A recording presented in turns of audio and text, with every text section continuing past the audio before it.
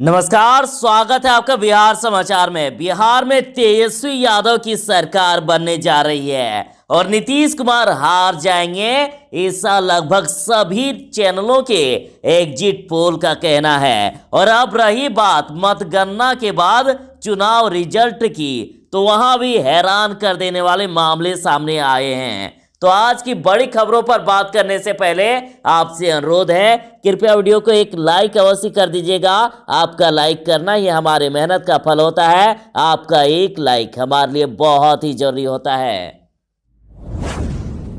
बहुमत की ओर जाते हुए महागठबंधन, इस बार महागठबंधन बहुमत के साथ जीतेगी और नीतीश कुमार हारेंगे, ऐसा एग्जिट पोल का कहना है। चाहे आप जहां भी देखें, जिस चैनल की बात करें, लगभग हर जगह पर यही चर्चा कि इस बार तेजस्वी की लहर पूरे बिहार में। चाहे इंडिया टुडे हो, Axis My India, Today Chanakya, CNN News 18, ABP C Voters, Times Now C Voters, Republic Jan Ki बात, हर जगह पर तेजस्वी ही तेजस्वी। तो चाहे आप ग्राफ में समझिए, गूगल कर लीजिए या फिर न्यूज़पेपर देख लीजिए, जहां भी देखें हर जगह तेजस्वी की लहर। तेजस्वी इस बार जीतता हुआ नजर आ रहा है और नीतीश कुमार हारते हुए नजर आ रहे हैं। 10 नवंबर को 38 जिलों में से किस विधानसभा का रिजल्ट सबसे पहले और किसका सबसे बाद में आएगा? मंगलवार सुबह 8 बजे से मतगणना शुरू होगी, जिसके नतीजे देर शाम तक आएंगे। और नतीजों में देरी की वजह इस बार मतगणना केंद्रों की संख्या का बढ़ना है। और इस बार बिहार में कुल 55 मतगणना केंद्र बनाए गए हैं। पटना जिले में कुल 14 विधानसभा हैं, तो यहां देर रात हो सकती है नतीजे आने में, या अगली तारीख भी। तो देखिए, सबसे पहले पतुहा का रिजल्ट शाम 5 बजे के बाद, पालीगंज मोकामा बाढ़ का रिजल्ट 6 बजे के बाद, तो वहीं दानापुर पटना साहिब का रिजल्ट रात 9 बजे के बाद, बांकीपुर का रिजल्ट रात 10 बजे के बाद, कुम्हरा का रात 12 बजे के बाद, और सबसे अंत में दीघा का रिजल्ट रात 1 बजे के बाद आएगा।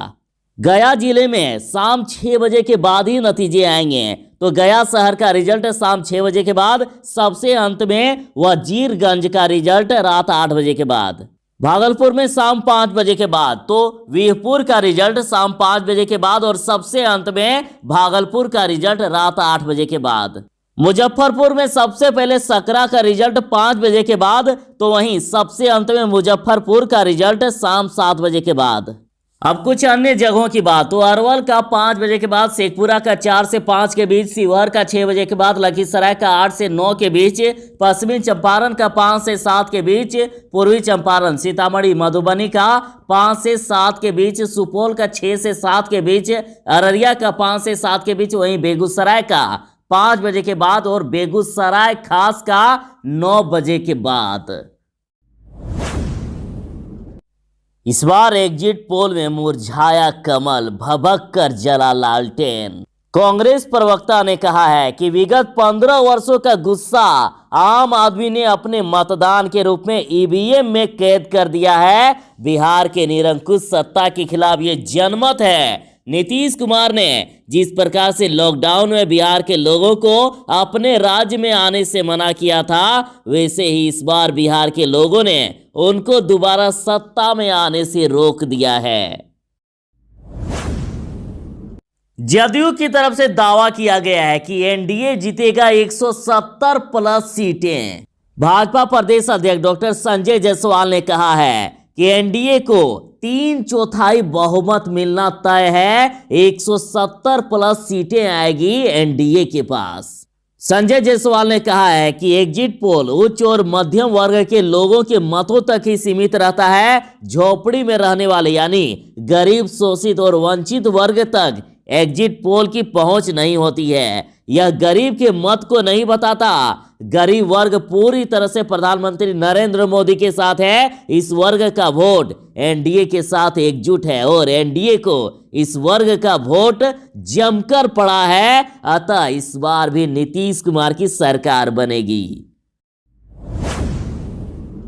महागठबंधन ने ऐलान कर दिया तो राजद के राज्यसभा सांसद सह मुख्य प्रवक्ता मनोज झा ने कहा है कि एग्जिट पोल के आंकड़े अपनी जगह है, लेकिन बिहार के जनादेश से स्पष्ट है कि जनता बदलाव चाहती है। लोगों ने बिहार को सड़ी गली व्यवस्था से बाहर निकालने और नया बिहार गढ़ने के लिए सबसे बेहतर विकल्प तेजस्वी यादव को माना है। तो वहीं कांग्रेस विधान पार्षद प्रेमचंद मिश्रा ने कहा कि एग्जिट पोल से भी बेहतर परिणाम आएंगे जब रिजल्ट आएगा तब, और तेजस्वी यादव की महागठबंधन की सरकार बनेगी, पूर्ण बहुमत की सरकार बनेगी। और महागठबंधन की ओर से कहा गया कि बिहार में सिर्फ सरकार ही नहीं बदलेगी, सरोकार भी बदल जाएगा। नई सरकार अपने एक एक वादे पर खरा उतरेगी, जनता से जो भी वादा किया है उसे पूरा करेंगे। सुशील कुमार मोदी जी ने कुछ दिन पहले ऐलान कर दिया था कि नीतीश कुमार फिर से बनेंगे सीएम, तेजस्वी जाएंगे जेल। सुशील कुमार मोदी जी ने कहा था कि सूरज पूरब छोड़ के भले ही पश्चिम में उग जाए, लेकिन 10 नवंबर के बाद नीतीश कुमार को फिर से मुख्यमंत्री बनने से कोई नहीं रोक सकता। इसके बाद चारा घोटाले में बंद लालू प्रसाद के साथ उनका बेटा तेजस्वी भी जेल जाएंगे। उन्होंने कहा कि 12 वर्षों तक जेल में रहेंगे लालू, जिंदगी बीत जाएगी, साथ में बेटा भी जेल में रहेगा। तो एग्जिट पोल ने तो नीतीश कुमार जी को हरा दिया है, सारे वादे धरे के धरे रह जा रहे हैं। अब देखना है कि 10 नवंबर को आखिर क्या परिणाम आता है। राजद के मृत्युंजय तिवारी ने कहा है कि 10 नवंबर के बाद एनडीए का अता पता नहीं रहेगा। इस बार महागठबंधन की सरकार बनने जा रही है और एग्जिट पोल ने तो ये साफ कह दिया है कि महागठबंधन जीतेगा। तो वहीं कांग्रेस के प्रेमचंद मिश्रा ने कहा है कि बिहार की जनता ने परिवर्तन के लिए वोट किया है। 10 नवंबर के बाद राज्य में महागठबंधन की सरकार बनेगी, इसलिए एनडीए के लोग अपना बोरिया बिस्तर समेट लें।